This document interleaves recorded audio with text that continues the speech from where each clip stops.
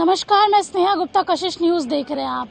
लगातार बीते दिनों से चिराग पासवान बहुत चर्चा में है। जिस तरीके से उनको 12 जनपद से निकाला गया, साथ में डॉक्टर भीमराव अंबेडकर और रामविलास पासवान की तस्वीर रोड पे फेंकी गई।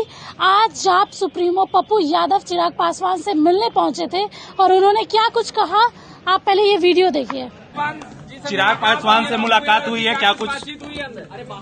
अरे भैया, चिराग मैंने उस वक्त भी कहा कि मेरा बहुत ही व्यक्तिगत और पारिवारिक रिलेशन रामविलास जी और मेरे रिश्ते बहुत ही पिता और पुत्र वाला रहा। राजनीति में ही नहीं, व्यक्तिगत और पारिवारिक भी हम लोग कोसी में भी पारिवारिक बहुत अंतरंग रहे हैं और रामविलास जी के प्रति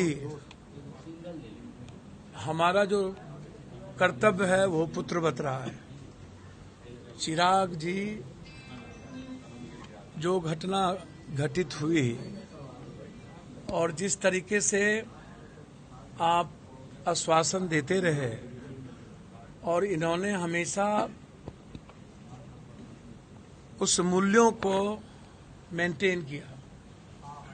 कभी भी बीजेपी के खिलाफ, नरेंद्र मोदी जी या अमित शाह जी के खिलाफ कभी इन्होंने बात नहीं कही। पिता की राजनीतिक विरासत के बाद परिस्थितियां चिराग जी को इस मोड़ पर खड़ा कर दी कि लीडर तो हो ही गए और संघर्ष करने की भी ताकत बना दी। अब मुझे लगता है कि बीजेपी ने बाबा साहब अम्बेडकर की तस्वीर और रामविलास जी की तस्वीर, जिस तरीके से आप पद्मश्री देते हो रामविलास जी को, और उसके बाद ऐसी कौन सी चीजें आ गई। आप तो आरएसएस से लेके सबको फ्री में घर दिए हुए हो, और कौन सा ऐसी आफत आ गई कि उस घर से वहां जगजीवन बाबू की स्मृति है, कई लोगों की स्मृति है। रामविलास जी जैसे शख्सियत, यदि मैं बात करूं बाबा साहब अम्बेडकर के बाद जिन्होंने बड़ी मजबूती के साथ काशीराम जी, रामविलास जी जिस तरीके से दलित मूवमेंट को पूरे देश और दुनिया में आगे बढ़ाया, और जब बात आती है समाज के सामाजिक न्याय की, तो उसमें रामविलास जी का जो कमिटमेंट रहा है और समाज के सभी वर्गों के प्रति जो रामविलास जी का रेस्पेक्ट है, वो किसी भी लीडर का आज के डेट में, हर वर्ग, धर्म, वो कोई जाति हो, शायद बिहार में इससे बड़ी पर्सनैलिटी कभी हो पाए कि नहीं मुझको नहीं पता, अभी तक नहीं है। और यह घटना बिल्कुल मैं कल्पना भी नहीं कर सका कि इतनी बड़ी घटना हो सकती है और बीजेपी इस तरीके से दुष्टई करे, धुरतई करे, यूज करके अपमानित करे। तो अब इस अपमान के बाद तो वो चिराग जी समझे। मैं इतना समझता हूं, परिवार और चिराग जी जब भी संकट में होंगे, हम मिलने तो आएंगे ही ना। क्या बीजेपी दलितों का अपमान करती है सर? बीजेपी दलितों के साथ है का? मायावती को डराया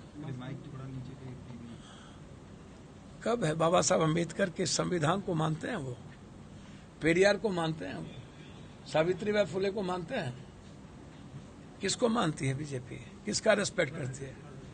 उनके लिए सिवाय गोडसे और सिवाय हेडगेवार उनकी कौन सा आदर्श है? बीजेपी का हमेशा इस्तेमाल करती है। बीजेपी हमेशा दलितों को इकोनॉमिकल, एजुकेशनल और राजनीतिक रूप से कमजोर करती रही है। बीजेपी के दूर दूर से हिस्ट्री में और बीजेपी के राजनीतिक परिप्रेक्ष्य में दलित कहीं है ही नहीं। मुसलमान तो सिर्फ निशाना है, निगाह है, निशाना दलित है। और मैं समझता हूं कि बीजेपी बाबा साहब अम्बेडकर और रामविलास जी की तस्वीर और इस तरीके से रामविलास जी के पुत्र को और पूरे परिवार को अपमान करना, यह उनके लिए सही नहीं है। बोचहा में चुनाव है, राजनीतिक बात भी हुई क्या कुछ? 1.5% ना वोट से 12,000 वोट से ना बीजेपी अभी सरकार में है। अब चिराग पासवान जी की औकात 2% या 3% वोट की नहीं है क्या? छोड़ दीजिए 100%। यदि आप 1% आप इधर से उधर बरगला भी लेते हो पैसे किसी चीज पे, तो 4% वोट की औकात रामविलास पासवान जी के विरासत का तो है ही। इस तरह अपमान नहीं किया जा सकता है। और 4% में कहाँ औकात पे आ जाओगे, इसको क्यों नहीं देखते हो? बिहार की राजनीतिक परिस्थितियों पर बातचीत हुई है पप्पू यादव जी? भैया आपने देखा जिस तरीके से पप्पू यादव चिराग पासवान के समर्थन में आए हैं और साथ ही कहा है कि चिराग पासवान और रामविलास पासवान के साथ उनका पारिवारिक रिश्ता रहा है। रामविलास पासवान को एक गुरु की तरह वो देखते थे। साथ में जिस तरीके से उनके परिवार के साथ व्यवहार हुआ है, जिनको पद्म भूषण मिला है, उनके परिवार के साथ इस तरीके का सलूक करना बिल्कुल भी सराहनीय नहीं है। इस तरह की तमाम बड़ी खबरों के लिए से आप जुड़े रखेंगे आपको। आप देखते रहिए कशिश न्यूज। साथ में अपनी राय हमें कमेंट बॉक्स में बताते रहिए। तब तक के लिए मैं स्नेहा गुप्ता आपसे याद लेती हूँ। धन्यवाद।